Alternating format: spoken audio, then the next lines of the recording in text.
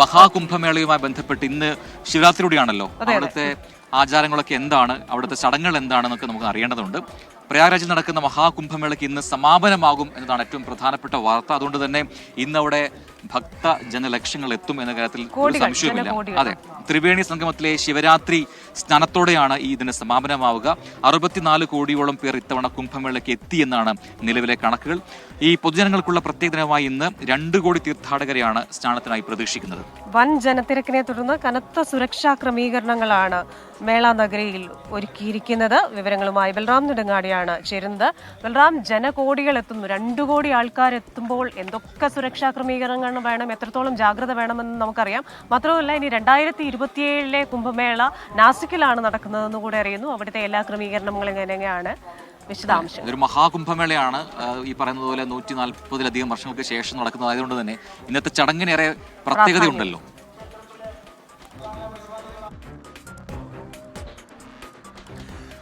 Very good morning Christina, Prajin.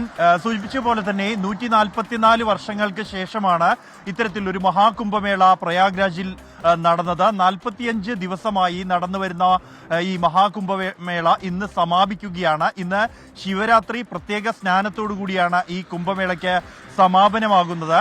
കഴിഞ്ഞ 1.5 മാസത്തിലേറെയായി ഹൈന്ദവ വിശ്വാസികളുടെ ഒരു കേന്ദ്രമാണ് ഈ കുംഭമേള എന്നുള്ളത്. സംഘം എന്ന ഈ സ്നാന കേന്ദ്രത്തിൽ ഏതാണ്ട് 64 കോടി ജനങ്ങൾ ഈ 45 ദിവസത്തിനിടെ സ്നാനം ചെയ്തു എന്നാണ് കണക്കുകൾ. അത്രത്തോളം വലിയ ജനപ്രവാഹമുണ്ടായ ഒരു കുംഭമേള ചരിത്രത്തിൽ രേഖപ്പെടുത്തിയിട്ടില്ല എന്നാണ് അധികൃതർ അവകാശപ്പെടുന്നത്. വലിയ സംഘാടന മികവ് തന്നെ ഈ കുംഭമേളയ്ക്ക് ഉണ്ടായിരുന്നു. പ്രത്യേകിച്ച് സാങ്കേതിക സൗകര്യങ്ങൾ ഉൾപ്പെടെ ഏർപ്പെടുത്തിക്കൊണ്ടുള്ള ഒരു കുംഭമേളയാണ്.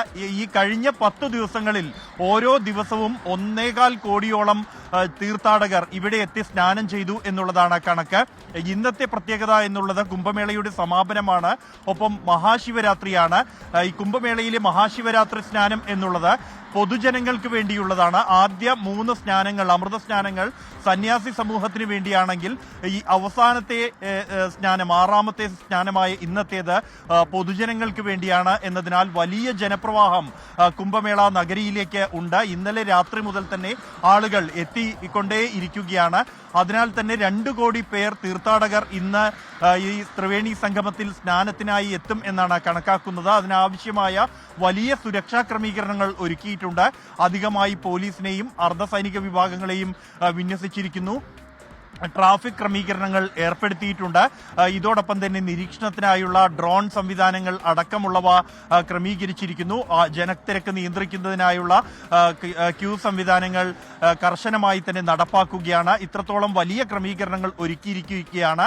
അതേസമയം ഇന്ന് സന്യാസി സമൂഹത്തെ സംബന്ധിച്ചിടത്തോളം ഈ ശിവരാത്രിയിലെ അവസാന ഈ മഹാകുംഭമേളയിലെ അവസാന ചടങ്ങായി സന്യാസി സമൂഹം ഇന്ന് കാശിയിൽ, വാരണാസിയിലാണ് പ്രത്യേക പൂജയും ചടങ്ങുകളും മറ്റും നടക്കുക. ക്രിസ്റ്റീന സൂചിപ്പിച്ച പോലെ ഇനി 2 വർഷങ്ങൾക്ക് ശേഷം 2027 നാസിക്കിലാണ് അടുത്ത കുംഭമേള നടക്കുന്നത്. അതേസമയം പ്രയാഗ്രാജിൽ ഇനി കുംഭമേള എത്തുന്നത് 2031-ലാണ്.